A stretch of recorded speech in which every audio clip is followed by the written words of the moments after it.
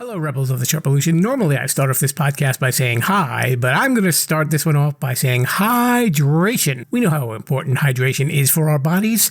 It's the thing that keeps us running, right? You want to be a well-oiled machine. You want to be running efficiently. You know what can help you run efficiently? Liquid IV. It is the category-winning hydration brand fueling your well-being, and the hydration multiplier is the one product that you are missing in your daily routine. It comes in a little stick that's a powder, and in just one stick, you get 5 essential vitamins and 2 times faster hydration than water alone. If you use it first thing in the morning, maybe before a workout, when you feel run down, maybe after a long night out and doing a little partying, you know what I mean?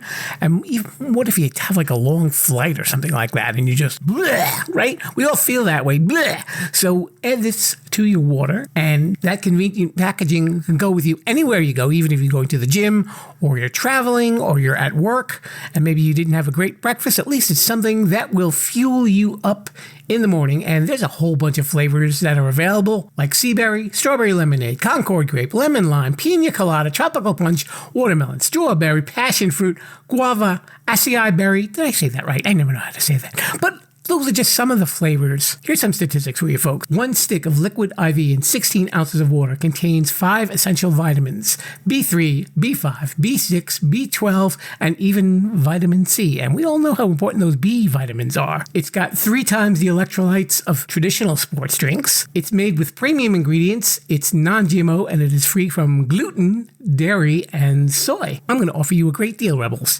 If you go to liquidiv.com and use offer code SHERPA, you can get 20% off of anything that you order on that site when you're shopping for some better hydration. So that's Liquid IV. Check it out at liquidiv.com. Podcast that you're listening to is being presented to you in cooperation with the SJ Network. If you're a person who'd like to appear on a podcast, contact Stephen Joyner at s-j-network.com. Let's get on with the show. Coming to you from Sherpa Chalet in beautiful downtown Mount Podcastia, it's time for entertainment interviews in the Sherpa screening room.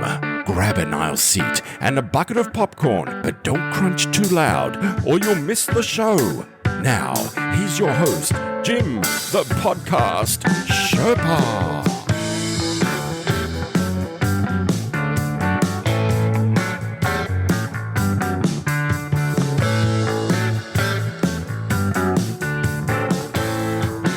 Hello, Rebels of the Sherpa Revolution, and welcome to the Sherpa Screening Room. It is a presentation of Too Many Podcasts, which is the podcast about podcasts and so much more. Jim, the podcast Sherpa, coming to you from Sherpa Studios here in Mount Podcastia. You know, the real honor of doing this show is that I get to call the shots, and I can do all sorts of episodes, and really no one is pulling the strings as far as my content is concerned. And I've said from the beginning that some of the shows will be silly, some of them will be serious, and, you know, a lot of stuff in between as well. Well, this week I got to interview a lady. Her name is Kelly Catherine Tata, and she's someone that you may not have heard of, but you might even be more familiar with her father, who is an actor named Joe E. Tata. And for those of you who love the TV show Beverly Hills 90210, he played Nat, the owner of the Peach Pit, the local diner in town. And sadly, Joe E. Tata passed away last year from complications associated with Alzheimer's disease. And Kelly is his only daughter. So we spent a little time, you know, talking about being the daughter of a well-known actor, as well as dealing with Alzheimer's. And you'll notice in her tone that, you know, Kelly is just straightforward and honest about how she feels. It was a real pleasure to meet her. As you could tell from the tone of her voice, she's still hurting, as would anyone dealing with a situation like this. So this is a pretty special episode and a different episode from what we usually do. And, you know, if you know someone who is suffering with Alzheimer's, or maybe you're the person who has a loved one who is suffering as well, I'm sure that you'll be able to relate to the emotion that she conveys in this interview.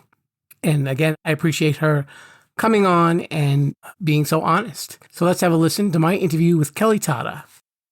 Hello there, Rebels. We are here in the Sherpa screening room. My guest today is a lady named Kelly Tata. You may or may not know her, but I'm sure you might know her dad, who's got quite the Hollywood legacy, I would say.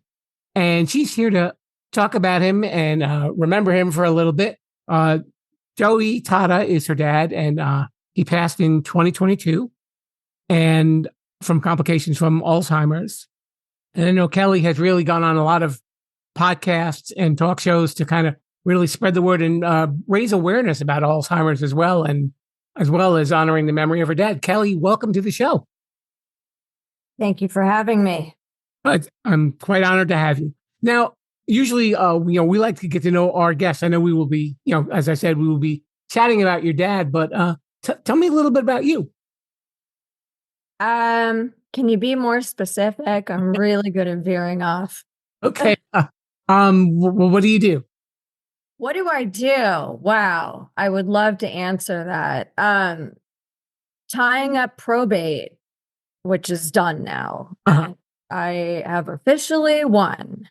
Okay. So I got rid of the conservator who not only took over, please heed my warning, anyone who's listening. Anyone took over my father's life, which meant bye-bye to me when he wanted me living with him. And he couldn't do anything about that. She also took, a conservatorship of the estate and made sure that she came up with a bunch of bullcrap and that I would be a distant memory. But that's not the case. And anyway, I'm going to leave it there because I know the breed of cat. Okay. Now, I guess this obviously all began when your dad started showing signs of Alzheimer's. Well, he asked me to move back in with him in 2014. I was 34. And obviously I did. I'm an only child. I don't have a husband. I don't have siblings. So I just said that. Anyway, whatever. You get the picture. So I brought my cat. Okay. Yeah, it was great. Anyway, and I moved back in with him. I didn't think at the time that maybe something was going on, and he just didn't know either.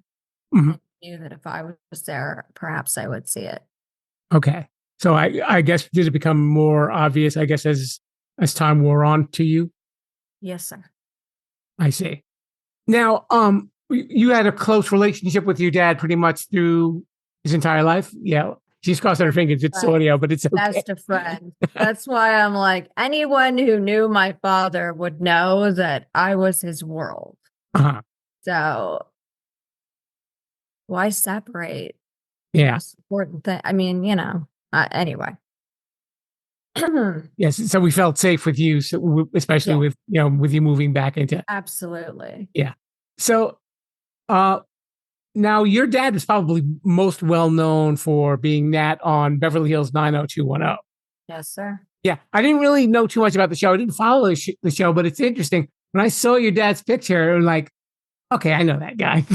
He had 88 screen credits to his name prior to that show. Yeah. He started on the Red Skelton show. So. Yeah, I mean, I was looking at his IMDb credits, and I mean, it went back to 1960. In Peter Gunn and up to 2014.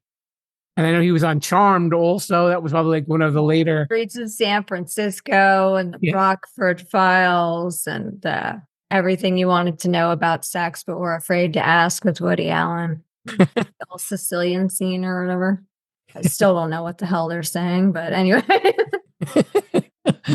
So, I mean, when you were born, I'm not going to do the math or anything like that. What's like the earliest memories that you have of like your dad acting and everything like that? All I know is when I was born, there was a strike. Okay. And my mom was on the couch because she had just had foot surgery. So she had pins in her feet and my dad was holding me like a football. Don't ask me how I remember this. And ironing was the phone to his ear. I think talking to his agent, Greenie. He used to call him Greenie, Greenfield, at the time. So hardworking man. Oh, sure. Yeah, he definitely has the resume to back that. That is absolutely for sure. I mean, when High Mountain Rangers ended, I was in tears. I was 7 and I was like, oh no. Well, because I knew, Uh-huh. the Chapier and his element. Sure. So what was that like growing up though? Like, knowing that like your dad was, in TV shows and movies and he was playing, heroes and villains and maybe people who were in between. Right. I think it's the same for all of us. It's all relative. It's Uh-huh. like if your dad's a musician or he runs a shoe store or you know what I mean? It's just a job. Yeah. And some people, let that get to their head. And I'm like, okay, whatever. Show up, do your job, and leave, man. Like, Good. how I was raised, but anyway. Okay. Because I'm sure, like, like your friend at school and stuff, they were like, didn't I see your dad on TV last night? Well, there was that, Yeah. but, you're like, whatever. I guess you kind of, maybe the surprise of it kind of wears off after a while because, like you said, that's his job. So you kind of accept it. And it's, you don't really get so starstruck because you see a different side to people. Like, I remember my mom, like growing up, worked in the school. And, like, when you're a little kid, like, you're afraid of the principal and you don't think that the teachers have lives and stuff like that. But then, like, they're coming over to the house and, like, oh, yeah, they're people just like my parents are. Bingo. Right. So I noticed that like you're a bit of a fixture on a lot of the 90210 podcasts. And I know that a lot of the cast members had so many loving words for your dad. It was beautiful. It was greatly appreciated by me. And thank you, Carol Potter, for mentioning me. I'll just be polite on that note. Look, I love all of them. They Mhm. know that. And if they don't, they do now. Okay, I'm sure they do. So, in this time, what's the best thing that you're doing to cope with his passing? Making him proud. Just like on his deathbed. I mean, my God. My God. I mean, it could have been a Wednesday 20 years ago, and he was like, give me your word kind of thing. Done. Mhm. On his deathbed, I promised him that I would make him proud and our last name proud. And I'd rather get hit by a car 14 times before I, waver from that. It won't happen. Was there anything special about your dad that maybe a lot of people didn't know? I think it was a rough gig being him. Yeah. I really do, to a certain extent. He always wanted to do for others that which no one was really able to do for him Mhm. growing up. You know what I mean? He didn't have the money growing up to do anything for anyone. And he was so generous. And whoever took advantage of that, they have to live with it. Yeah. But there are those that certainly didn't, and they don't go unnoticed nor unappreciated. Yeah. And I guess, it's funny when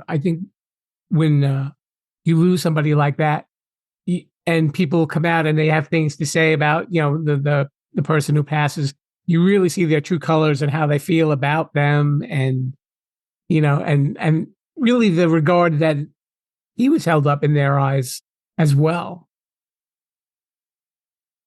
I mean, Alzheimer's is just a horrible condition to have to live with for any person, and I mean, you're doing a lot? Are you like talking a lot about this to kind of raise the awareness that what people should be aware of?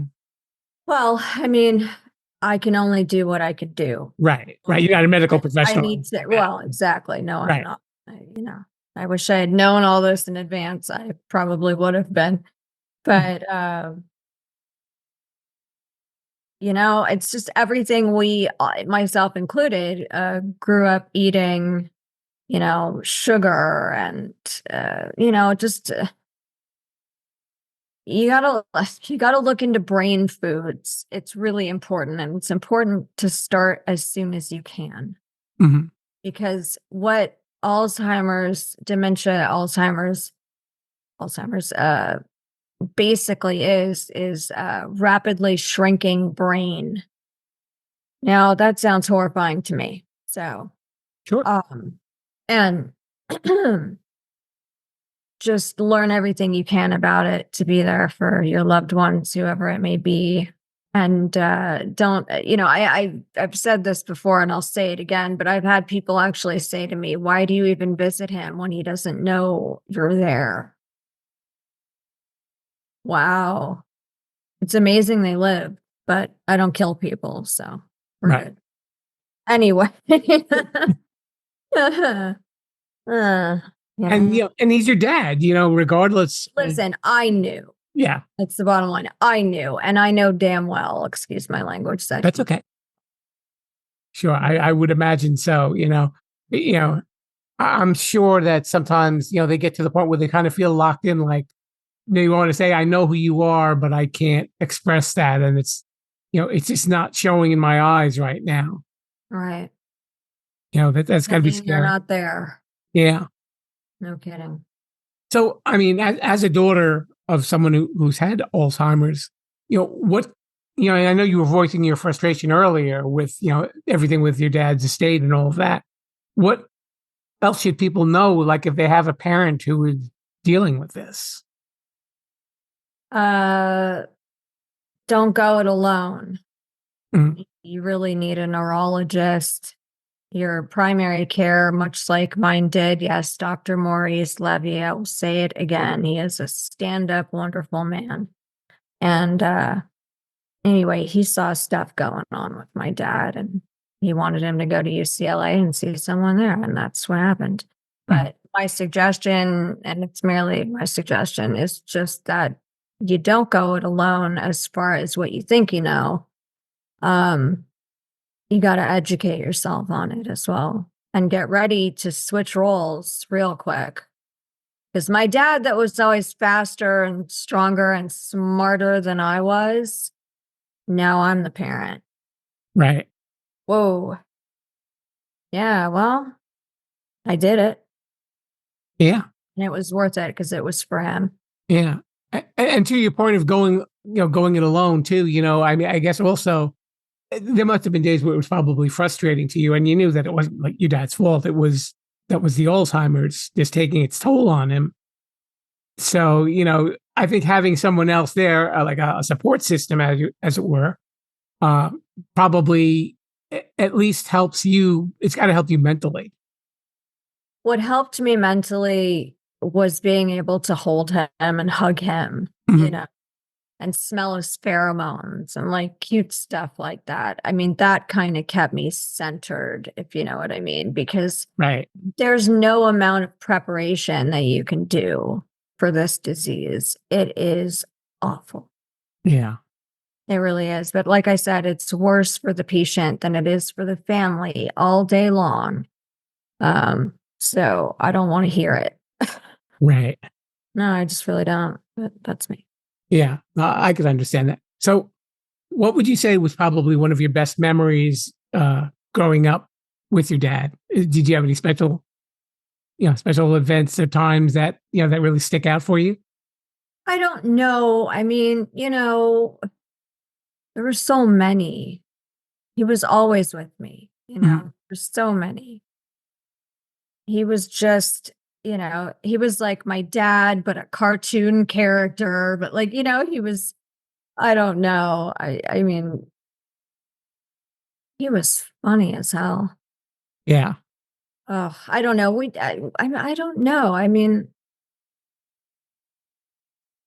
do I say this again? I was like 18. That's kind of fast forwarding. But I mean, 0 to 7, he didn't leave my side because those were the most formative years at least in 1980 that they knew about. Mhm. Um, 0 to 7. And my mom was no slouch either. So, Right.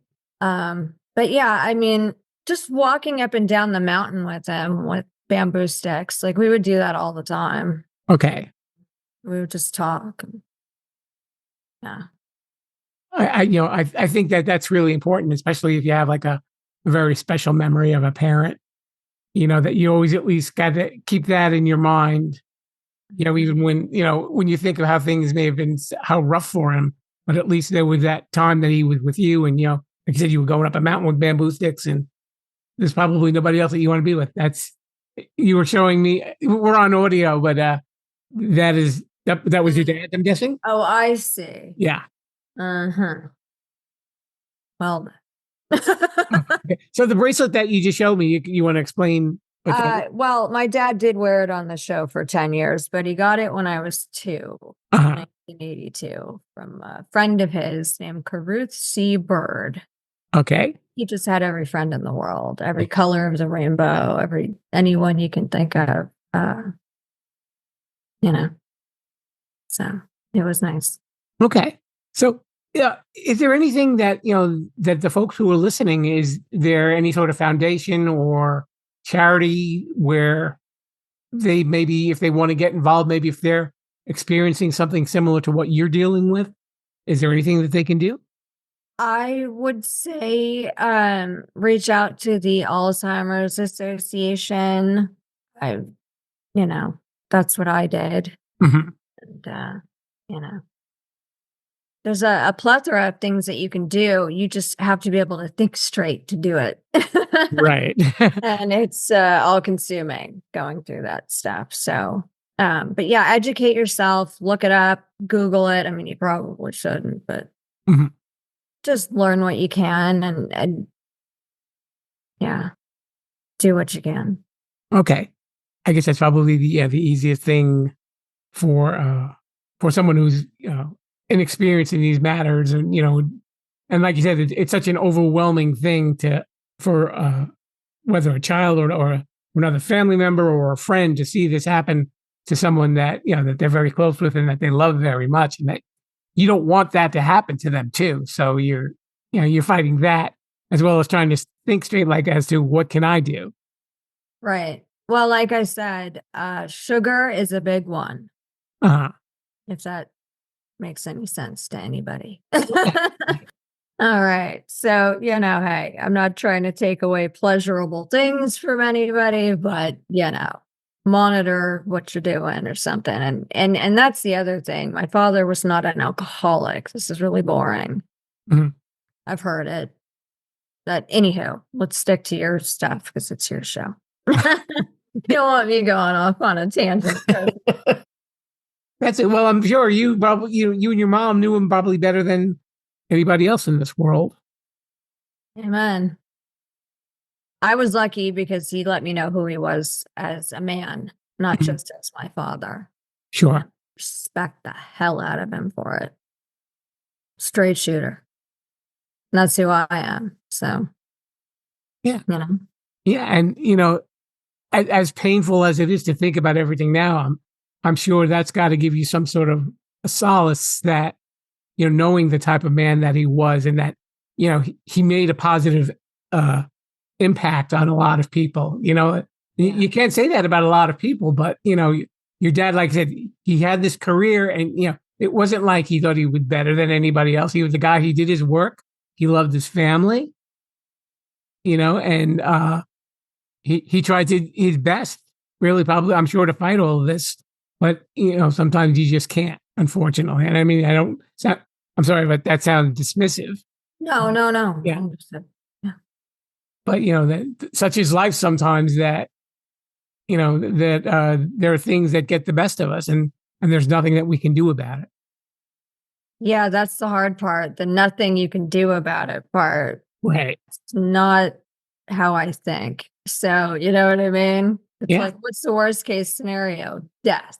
Okay, so work your way up from there. You've got an amalgamations of ways to go and things to do. Mhm. Figure it out, right?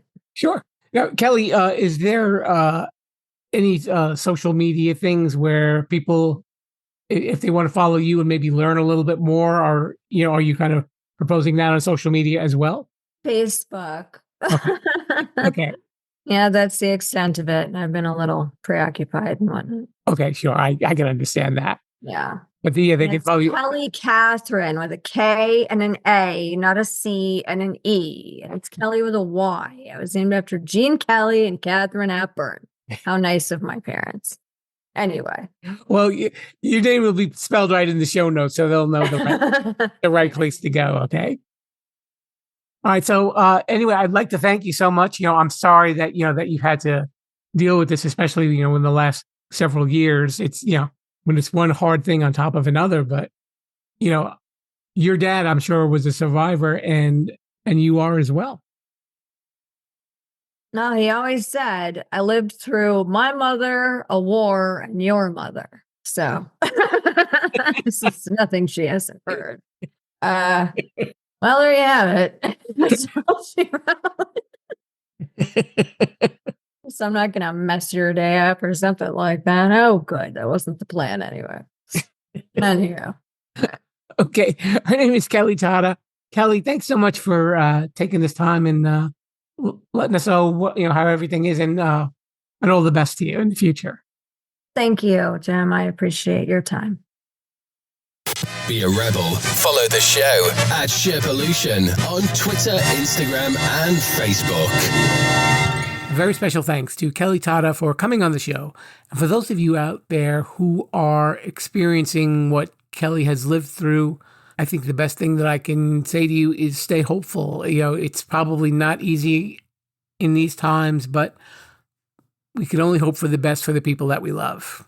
And if you're enjoying what you hear, you can listen to the show on podcast apps everywhere, on Sherpolution.com or on the Sherpolution YouTube page. Follow us on social media. You just need the word Sherpolution, Instagram, Facebook, Twitter, and TikTok. And until then, we will be back next time. Lord Mr. Bruce and I will be right here for your listening pleasure. Stay safe, everybody, and we'll see you next time. Viva la Sherpolution. Thanks for listening to the Sherpa Screening Room. Don't forget to subscribe, rate, review, and share this podcast. I'm Mr. Bruce, and this has been a Sherpaloo Studios production. Viva la Sherpolution.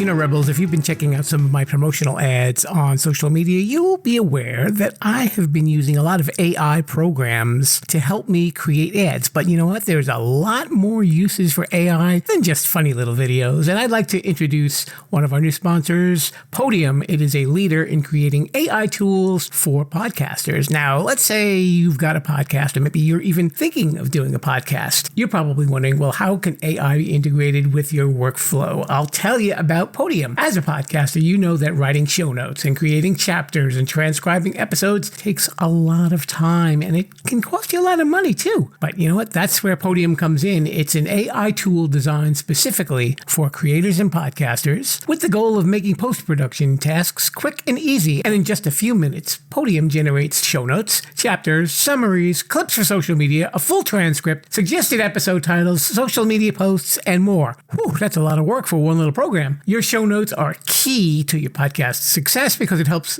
new listeners find your podcast and they'll know if it's a fit for them. Kind of like too many podcasts. It also improves your SEO. That's your search engine optimization. Ooh, big phrase there. And overall accessibility. And with Podimo, you can focus on creating a great podcast and let Podimo's AI do the heavy lifting. But Podimo isn't just for solo creators and podcasters. It's a game changer for editors, producers, marketers, agencies, and production studios. Teams that use Podimo are able to increase workloads, decrease turnaround times, and improve their quality. How does it work? Very easy. First, go to Podimo's website, and you'll see that link that's right there in the show notes. You get 3 hours free just to try it. Pretty cool, huh? And using that link also supports this show as well. And you know what else happens? Because I'm a good guy. You use my link, you will get 50% off for your first month. So visit the site, upload an MP3 file, and download your files, and that's it. And if you need anything else, you can use Podimo GPT to generate articles and any marketing copy you might need in seconds. Instant show notes, transcripts, chapters for your podcast or channel. This will level up that podcast. So check out Podimo today.